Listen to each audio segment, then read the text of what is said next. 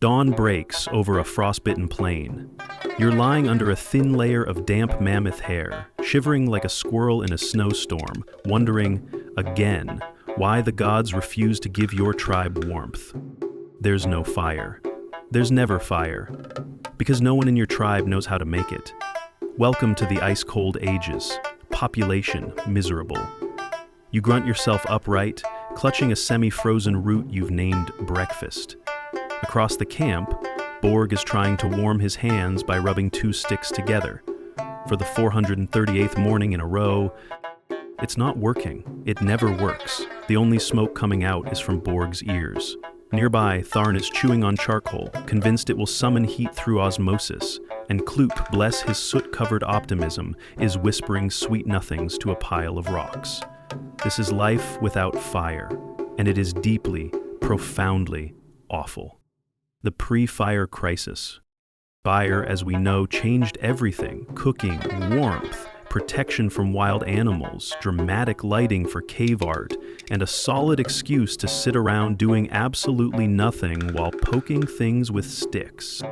Without it, you've got cold food, cold bodies, and a cold, dead stare into the abyss of yet another sunless afternoon, questioning all your life choices, including eating that suspicious root and trusting Kloop to keep watch. The tribe's dinner options? Raw tubers, slightly warmed by sitting on your butt and hoping friction counts as culinary technique. Occasionally, a bird dies near you from exposure, and you just eat it, feathers and all, crunchy, possibly still twitching. You tell yourself it's textured. Everyone has the digestion of a goat and the morale of a wet sponge. The only thing moving fast in your body is regret. And forget about scaring off predators. Without firelight, you're just a buffet of soft meat and bad decisions. Saber-toothed cats see your camp and think, drive through, extra pathetic, hold the bones. Even basic lighting is a joke. Nights are so dark, you accidentally snuggle a rock for 3 hours. One time, Borg spent an entire moon cycle thinking his wife was a log. He even gave her a name. She's still mad. The log might be, too. It's not just a lack of fire. It's a lack of dignity, a lack of feeling in your toes, a lack of hope wrapped in fur and frostbite. The attempted inventions. Humans, by nature, are stubborn. Like, wrestle a porcupine because it looked at me funny, stubborn. So naturally, your tribe tries everything to invent fire. Barrier, single, miserable, day. There's the classic stick rubbing, which results in friction burns, splinters, one intense thumb feud, and Kloop inventing a scream that only dogs can hear. There's stone smashing. You've got enough sparks to slightly inconvenience a moth. A particularly bold one flies through and yawns. Still nothing catches. Tharn swears the rocks are plotting against him. At one point, Tharn suggests using angry yelling to heat the air. He screams at a pile of kindling for 20 straight minutes. Full emotional breakdown, spit and all. The kindling remains unmoved. It might even be judging him. Kloop tries reverse breathing, sucking air in rapidly while squinting with intense hope. He inhales so hard he goes cross-eyed, collapses into the kindling, and lies there like a noble failure. You all cheer, mostly because it's the most action all day. Still no fire. Then someone proposes fire summoning through ritual dance. What follows is an aggressive, deeply confusing interpretive performance involving butt-slapping, frantic hopping, primal shrieks, and one too many accidental headbutts. Borg briefly invents twerking. Nobody's okay. It ends with a sprained ankle, 3 bruised egos, and a brand new curse word. Scragblat. None of this works, not even close. But Hope limps on, wrapped in bandages, slightly concussed but still kicking. The heat alternatives. Necessity is the mother of deeply questionable ideas. Without fire, the tribe gets creative. Huddling. Massive cuddle piles. 30 adults, 5 toddlers, and a confused goat squashed into one mammoth hide tent. Cozy? Yes. Smelly? Absolutely. Privacy? Non-existent. But hey, warmth. Sun worshipping. Any day the sun peeks out, you all drop what you're doing and sprawl like lizards. It's less a spiritual ceremony, more a desperate skin-thawing orgy of elbows and tan lines. Borg once got sunburned on only one butt cheek. It became tribal lore. Spite warmth. You try to warm yourself out of sheer anger. You think of every betrayal, every stolen berry, every time someone sat on your sleeping rock. You fume, you rage, you briefly sweat from your armpits.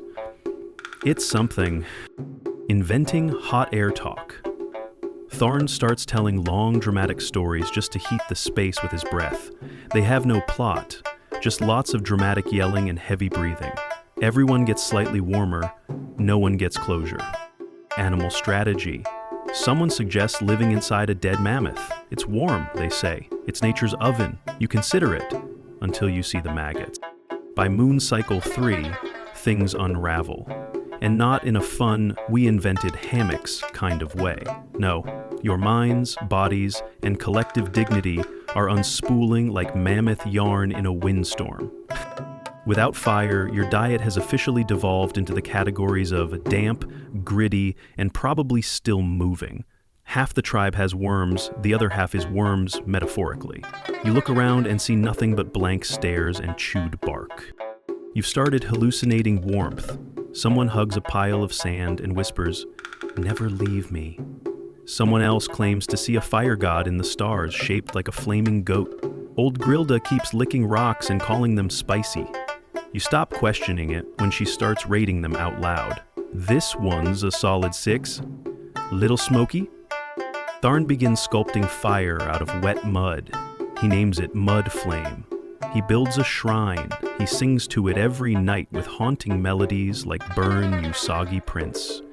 Borg proposes that you all migrate to a volcano. You laugh at first, then pause, then stare into the middle distance as the idea actually starts to make sense. One brave soul, Norn, sets out to find the Fire People, a legendary tribe that, according to Grilda, glow at night and smell like cooked squirrel. He returns 20 minutes later, soaked, shaking, and cradling a frog like it's sacred. No explanation, no questions. The frog is now part of the tribe. Even the cave paintings start to shift. What were once majestic depictions of mammoth hunts, heroic battles, and communal berry feasts are now just angry stick figures huddling under rain clouds. One drawing is nothing but the word "burr" scrawled repeatedly with increasing panic. Another is just a single tear. The tribe is slowly losing its mind, and honestly, you're starting to understand why. Step 5. The accidental fire. One fateful afternoon, while heatedly arguing over whether fire dreams count as real warmth or just spicy hallucinations, Borg trips over a rock. Not just any rock, the rock. It ricochets into another rock with just the right amount of dumb luck and divine spite. A spark, a real, actual, glorious, glowing spark. Everyone freezes. Time stops. The wind gasps. The frog blinks.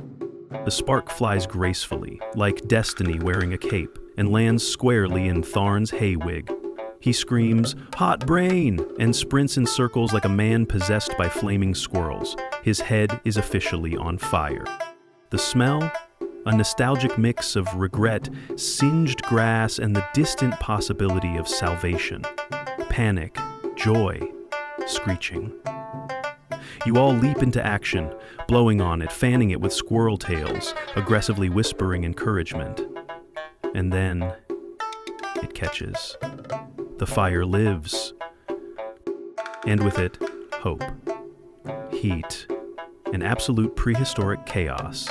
Screaming erupts, dancing ensues, someone starts beatboxing with bones, loincloths are launched skyward in what can only be described as an ecstatic fashion revolution, someone bites the fire to see if it's real, he regrets it immediately, Borg collapses into tears, Kloop faints and lands in a puddle with dramatic flair, Grilda begins composing a song titled, "O Glorious Flame Roast Me Forever." The fire crackles like it knows it's a celebrity, warmth spreads like gossip. For the first time in your life, your toes don't feel like cold raisins. Your fingers move without weeping. Your roots stew, previously just a damp bowl of sadness, actually stews. And just like that, In the middle of mud, madness, and emotional whiplash, everything changes. The fire revolution. Fire becomes religion, and like all religion, it spawns rituals, paranoia, and unqualified experts. Tharn becomes the self-declared flame whisperer. He invents a series of nonsensical rules. Only walk clockwise around the fire, only feed it shy bark. If it hisses, it's judging you. The tribe obeys, not because it makes sense, but because they're warm. Fire turns strangers into friends, enemies into cuddle buddies. The elders start telling stories again. The children pretend to roast imaginary rats. One toddler invents charroots, which are just tubers on a stick, charred into oblivion and eaten with pride. Fire is used to cook, to scare predators, to throw dramatic shadows while someone monologues about mammoth dreams. It becomes the center of everything, and everyone starts acting, just a little too confident. Fire arrogance. With fire in hand, the tribe suddenly believes they are gods. You start doing reckless things, roasting everything to see what it tastes like, including moss, bugs, and one person's foot. He's fine, but crispy. Lighting torches just to wave them around dramatically, trying to train the fire like a pet. Spoiler, it burns the ceremonial goat. Borg proposes inventing cooking competitions. You make hot root stew, he makes crispy bird rock. Tharn presents ember-toasted pondweed. He wins, mostly because he's loud. Kloop suggests domesticating fire for indoor use. You try lighting a small fire in the tent. The tent now has a hole and a new ventilation system. Eventually, someone says, "What if we had more fire?" This ends with half the camp scorched and a new tribal law called "No more fire inside other fires." The return of cold. Of course, you eventually forget the hard times. You forget the pain of raw roots, the horror of cold feet, the quiet, existential dread of licking frozen bark, and wondering if this is how your story ends. Mouth full of tree, heart full of frost.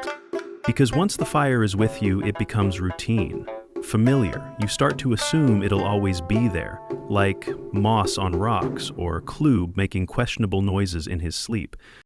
So when the fire goes out one night, when the rain pours down like angry sky pea, and nobody remembered to cover the sacred flame with even a single leaf, you all just freeze, literally and emotionally. Panic sets in like a hungry saber-tooth. No one remembers how Borg did it. No one knows which rocks were the magic ones. Kloop cries into the soggy ashes like it's his long-lost grandmother. Tharn stands in the mud, arms raised, shrieking at the heavens. "Fire spirit! Why have you forsaken our buttocks?" It's dark, it's cold, it's quiet, and for one terrible, soul-squeezing moment, you ask the question, was it all a dream?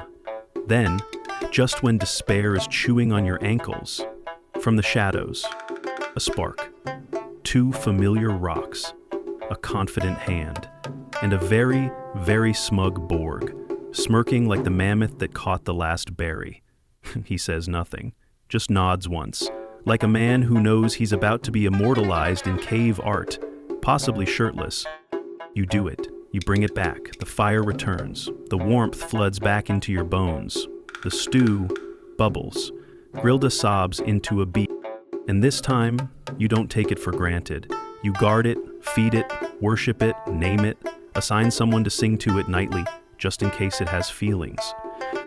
You even invent something new, a word, hot, which eventually becomes home, which eventually becomes a feeling, and it all starts with a rock, a spark, and a man with really good timing.